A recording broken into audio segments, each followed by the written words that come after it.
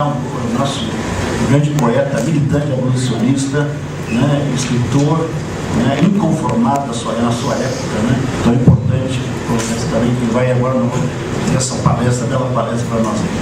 Com a palavra.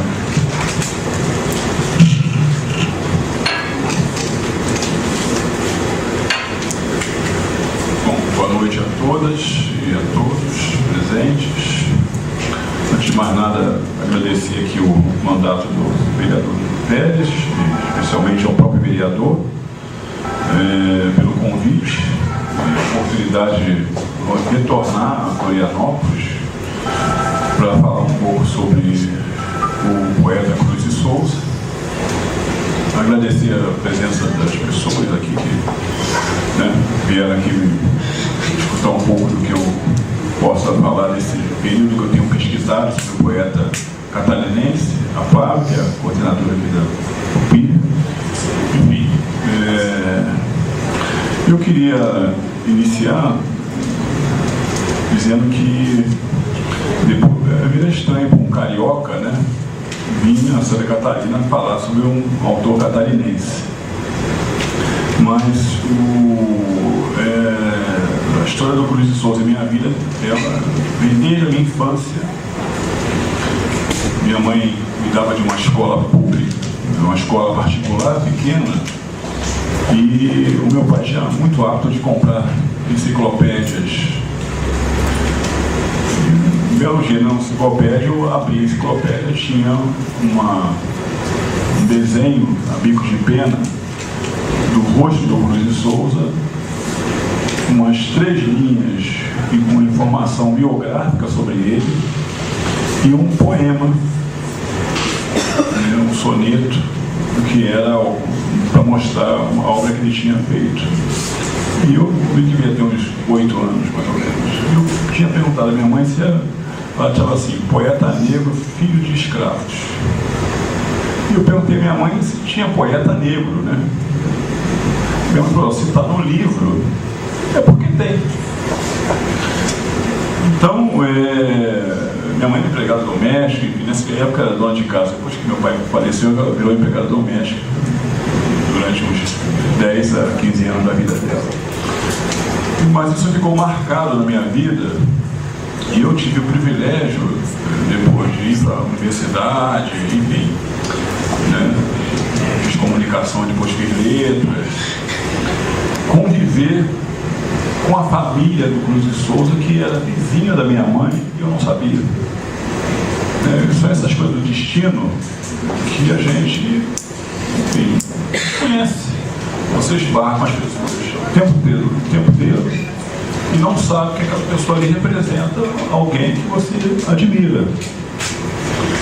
E então, no início dos anos 80, eu empreendi o meu interesse maior em estudar a vida e a obra do Cruz de Souza. E ao estudar a vida e a obra do Cruz de Souza, eu fui perceber que a família do Cruz de Souza, representada nos seus tataranetos, na viúva do neto dele, enfim, estavam completamente abandonados pela memória pública, pelo poder público, pelo movimento negro, enfim, pelos estudiosos da vida e da obra do Cruz de Souza, completamente abandonados e passando fome, E eu fiz então, já como jornalista, um movimento grande de resgate dessa família. Na época eu estava trabalhando no Jornal do Brasil e fiz uma série de artigos de resgate dessa família. Descobri que a casa onde morou o Cruz de Souza, no bairro do Encantado, no subúrbio do Rio, ainda estava de pé. E fizemos um trabalho então para tentar resgatar essa casa do Cruz de Souza, transformá-la numa biblioteca, né, no bairro do Encantado. E me surpreendi com um artigo meu publicado no jornal, onde eu falava muito da miséria da família, que o governo do estado de Santa Catarina, enfim, tendo um homem tão glorioso como Cruz de Souza, né, que é o 3º maior poeta do mundo. Nós temos na ONU mais ou menos 198 países, né, inscritos na ONU, se não me engano. São quase 200 países. É você imaginar um homem que saiu de Santa Catarina, viveu no período da escravidão, foi escravo ainda na infância dele, pode galgar o topo de ser o terceiro maior poeta do mundo. E ele está entre um francês e um alemão. Simplesmente isso. Isso porque ainda os estudos, já se esgotaram todos os estudos em cima do Mallarmé, que é um poeta francês, e do Stefan George, que é um poeta alemão. Os estudos sobre Cruz de Souza ainda não se esgotaram. Provavelmente, se houver um interesse do cânone, da academia, em trabalhar as obras do Cruz de Souza que não foram estudadas ainda, é muito provável que o Cruz de Souza saia dessa terceira posição e parta até para a primeira posição. Cruz é um dos poetas mais místicos da literatura, né? E é uma coisa também inédita que ele foi talvez um dos únicos negros brasileiros que não tinha mescla de sangue europeu, que criou uma escola literária, que é o simbolismo. O Machado de Assis, que é o grande autor brasileiro, não criou escola nenhuma.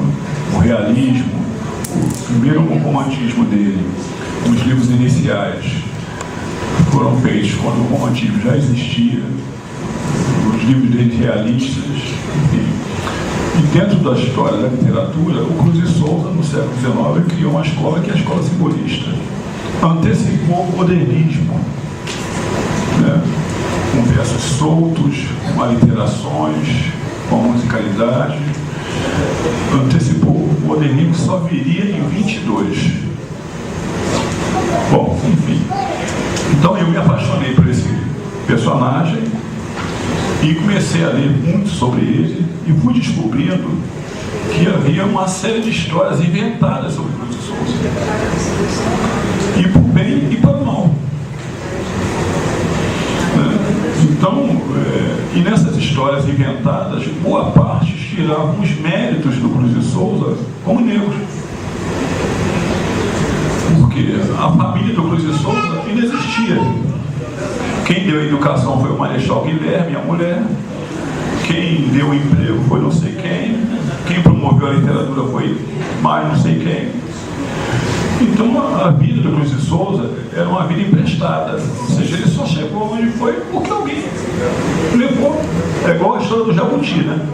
O jabuti não sobe em árvore, mas se ele está lá, é porque alguém colocou ele. O Cruz de Souza era o jabuti da literatura. É um dos negros mais inteligentes do século XIX. E, no entanto, desmereciam essa inteligência dele porque acoplavam a ele sempre a ideia de que tinha uma outra pessoa que não era negra promovendo esse autor. Então isso me indignava muito e eu fui então às fontes primárias, não só os livros, mas de encontrar ainda filhos de pessoas, de escritores que viveram com Cruz de Souza. Aqui em Santa Catarina tinha uma senhora chamada Isabel de Araújo Figueiredo, que era filha do poeta Araújo Figueiredo. Na adolescência e na juventude do Cruz de Souza, eles moravam ali no Coqueiros, e o Cruz de Souza geralmente saía daqui e ficava meses na casa do Araújo. Era um sítio. Ele tinha uma avó chamada Felicidade, que tinha 90 anos. E encontrei um camarada no Rio de Janeiro chamado George Várzea, que era filho do Benedito Várzea. E esse pessoal tinha um acervo extraordinário. Um outro personagem também que eu encontrei foi o Ian de Maria Boatê, que era sobrinho neto do José Boatê. Ele tinha um apartamento que dava mais ou menos umas 3 salas dessas aqui, ou 4, que tinha que andar até de bicicleta no apartamento para chegar em algum lugar. E uma sala dele desse tamanho era só biblioteca. E ele abria aquelas gavetas todas assim, Aí mostrava assim, esse aqui foi o primeiro jornal publicado em Santa Catarina, o Catarinense. É um acervo monstruoso. Cartas do século XIX, de escritores, era uma coisa fantástica. E ele me deu algumas coisas. Uma das coisas que ele me deu foi um retrato do irmão do Cruz de Souza, e que eu reproduzi no meu livro, está no meu livro. Então, com essa perspectiva de pesquisa, eu fui descobrindo que havia uma falácia em boa parte dos estudos sobre Cruz de Souza. E aí fui lá, então, do século XVIII, no final do século XVIII, até mais ou menos no final do século XIX, foi quando a Cruz de Souza morreu, para saber exatamente quem era esse camarada, né? Aí fui descobrir que boa parte dos familiares de Cruz de Souza já nasceram na época do desterro, né? Os avós, os pais, todos nasceram aqui no desterro e foram aqui batizados, porque não havia registro. Nós temos até esse problema com o Guinness Book, que é o livro dos recordes, né? Que o Brasil tem pessoas muito longevas, ou seja, né?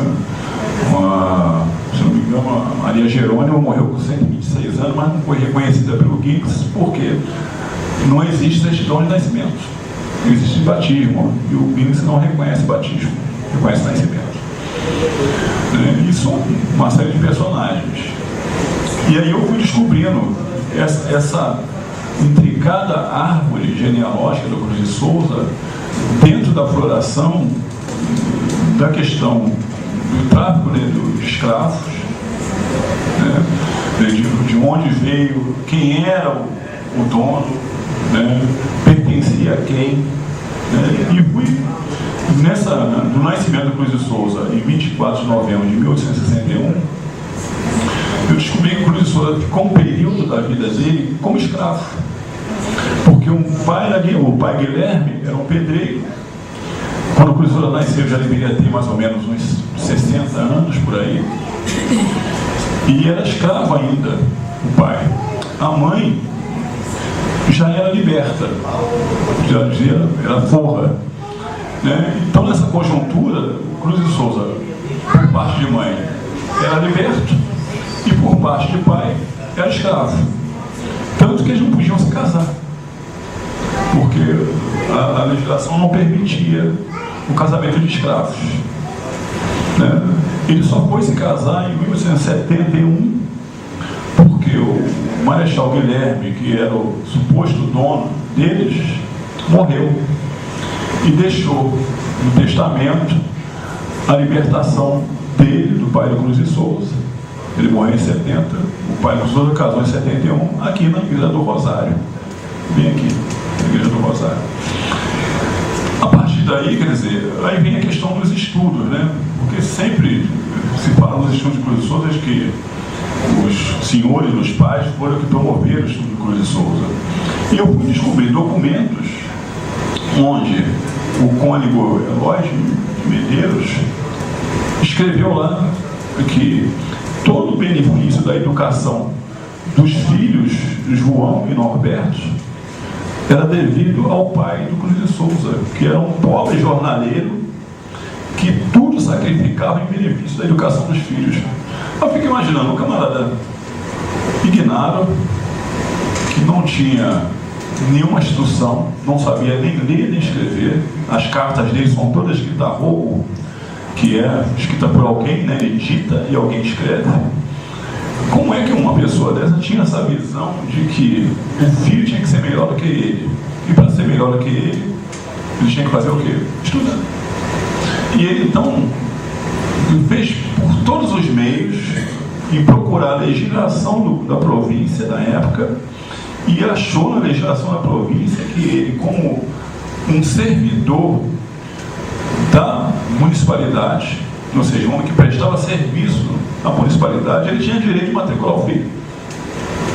E assim foi matriculando os filhos E os filhos, então, foram sendo reconhecidos para essas instituições de ensino, né? Agora, não foi só isso. Existe o registro de que o Cruz de Souza desbancou o presidente da província. Porque, na época, o presidente da província resolvia ir numa instituição de ensino, que não eram muitas. Aqui, a instituição de ensino, que poderia ser o ensino básico aqui, né? Seria o nível médio, só tinha uma, que era o Ateneu Provincial Catarinense, que ficava bem aqui no centro. E o presidente da província não ia ter muita coisa para fazer na época. Ia até esses estabelecimentos, chamava o reitor da época e dizia: eu vou fazer a arguição dos alunos. E numa dessas arguições dos alunos, nessa turma estava o Cruz de Souza. E ele então fez provas escritas para todos os alunos, e nas provas escritas foi eliminando os alunos. E no final sobraram três alunos, um dos quais é o Cruz de Souza. E ele resolveu então fazer a prova oral, uma sabatina oral. Dessa sabatina oral, segundo diz a lenda, está escrito em jornal da época, o Cruz de Souza foi o que melhor se saiu, toda a turma. E ele então disse o seguinte para o reitor: peço vênia ao reitor e queria que o senhor aprovasse o aluno negro, que ele levantou para abraçar o aluno negro, e reprovasse todos os demais. Aí foi, no outro dia, estava no jornal a nota do Cruz de Souza, mas ele não foi o único aprovado, teve um outro aluno junto com ele, mas a nota máxima foi a dele, foram 2 alunos aprovados. E nessa escola o Cruz de Souza aprendeu humanidades, que eram, né, uma educação muito voltada para a questão religiosa, mas devia ter mais ou menos, se não me engano, umas 12 a 13 matérias que estudavam, religião, enfim. Mas latim, grego, provincial. E ele teve um problema com latim, porque ele não tinha dinheiro para comprar o livro de latim, e o pai então oficiou a instituição para que desse o livro para ele. E a instituição respondeu, tem um documento também sobre isso, respondeu de que não podia dar o livro. O pai tinha que comprar o livro. E a instituição dava livro para outros alunos, né? Mas o Cruz de Souza não deu o livro. Mas eu acho que de alguma forma o Cruz de Souza aprendeu latim. Porque por várias vezes ele cita e faz referência em latim. E aqui nesse livro tem várias referências dele em latim, né? Então foi um período de estudos, né, onde a gente percebe que a mão da família está muito presente na vida dele. É um laço que a gente imaginava que não existia e que sempre existiu. Então a gente derrubou um mito, né, na vida do Cruz de Souza. Tem aquela coisa do poeta de alma branca, né, que o Leminski tanto queria preconizar, escreveu um ensaio a respeito disso. Eu fui muito amigo do Leminski, ligamos muito com relação a essa questão. Mas se prova aí que o caminho do Cruz de Souza realmente era pensar, primeiro, quer dizer, na questão negra da época, né, porque ele viveu isso, né, e a obra dele prova a todo momento que ele tinha uma preocupação muito grande com relação a essa questão negra. Depois a questão dos laços familiares, que ele manteve isso muito ligado a ele. Então ele sai do Ateneu, se forma no Ateneu e vai fazer o quê? Aí ele começa então um pouco da ascensão dele intelectual. O Cruz de Souza vai dar aula. Então ele dava aula aqui no centro da cidade para diversos alunos que às vezes não tinham dinheiro para pagar o professor. E ele pagava o professor com o que tinham, com mantimentos, enfim, pagavam com o que tinham. E em 79 começa a se dar os primeiros registros jornalísticos dele. Ele começa a participar e tem uma presença em citações de ações que ele fazia nos jornais. A partir daí, ele não para mais de escrever nos jornais, né? E é cada vez um homem mais contundente com relação aos propósitos dele como jornalista, né? Então, nesse período do Ateneu Provincial, ele morava basicamente ali perto do Largo da Espanha, né? Ali no casarão do Marechal Guilherme, e ele morava no porão do casarão, né? E do porão devia ter alguma janela, alguma vista para a casa de frente. E na casa de frente era a casa de um professor do Ateneu, Asquilófio Muniz Pires, e na casa desse camarada trabalhava uma menina, né? E Pedro Antíoca da Silva, e essa menina se afeiçoou por Cruz de Souza, e os dois começaram a namorar. Foram namorados e noivos durante 8 anos da vida deles. Só se fizeram namoro porque o saiu do desterro e ela não quis acompanhá-lo, e aí acabou o namoro. E ela deu 2 entrevistas na vida dela, uma em 1915, outra mais ou menos em 1932, se eu não me engano.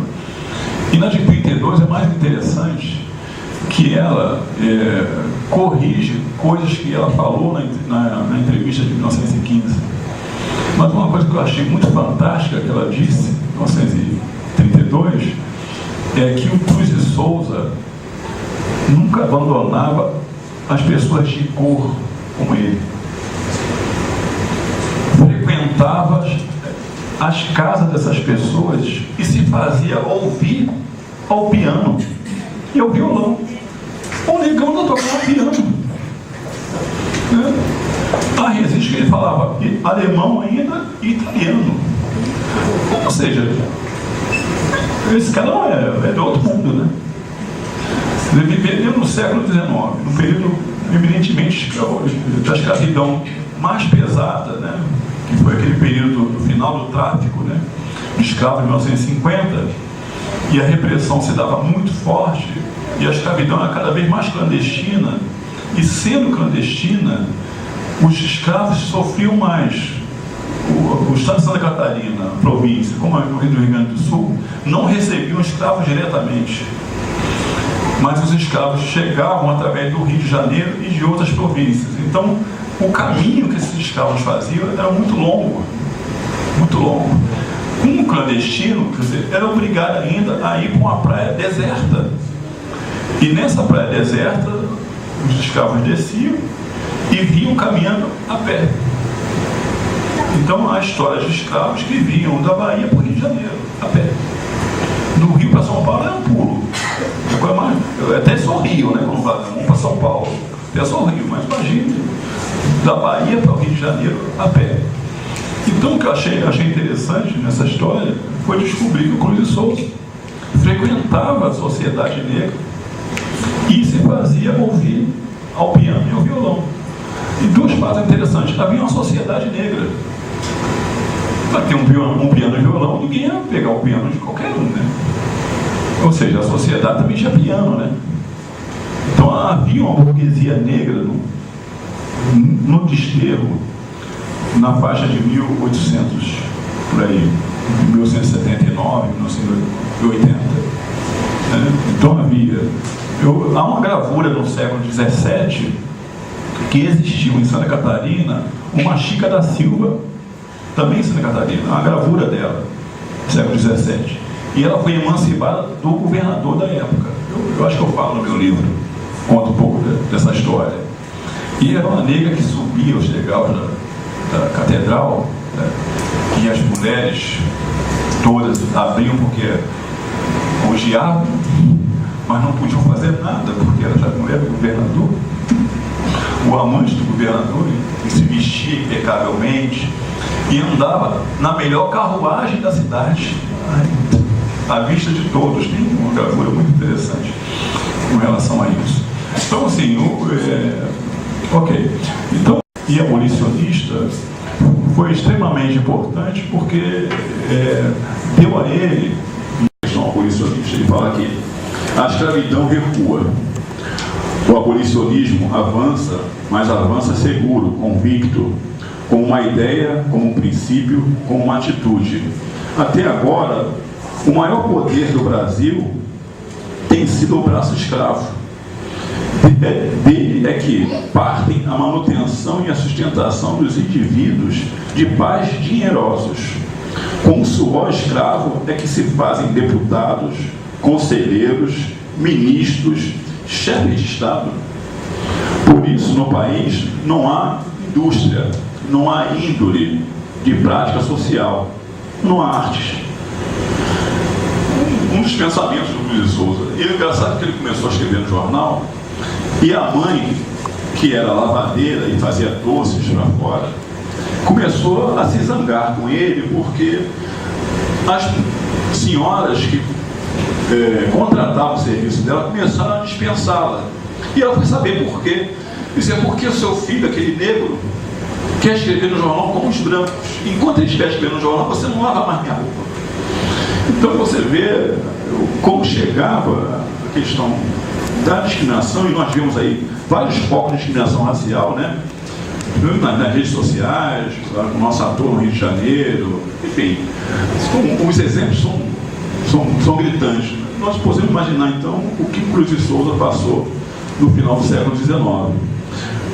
Morreu pobre, casou no Rio de Janeiro, para onde ele foi transferido, onde publicou 2 obras que foram o marco do simbolismo brasileiro, que foi o livro Broqués e Missal, todos em 1893, que é a data da inauguração do simbolismo no Brasil, que morreu na miséria, né? Depois dele foram morrendo os filhos, ele teve 4, depois a mulher, e o último filho morreu em 1915, todos de tuberculose, todos. Uma família que se extinguiu em basicamente 14 a 15 anos. Toda a família do Cruz de Souza se extinguiu entre 14 e 15 anos de existência. Aí estão os tataranetos deles, hoje, enfim. Mas foi essa um pouco da realidade dele, e todos morreram com essa condição. E aqui, para fechar essa situação, ele tuberculoso, já pesando mais ou menos 40 e poucos quilos, foi levado com uma estação de cura em sítio, mas não chegou lá, não teve muita sorte, porque levou mais ou menos 2 ou 3 dias, ele não aguentou. E aí um amigo dele, chamado Oscar Rosa, disse o seguinte: morreu em sítio, na estação de Minas Gerais, enxotado do hotel por ser tuberculoso, e golfando sangue, caiu na estação da estrada de ferro. Foi um mártir por ser negro e um exilado por ter mais talento do que os seus competidores. Cruz de Souza. Obrigado.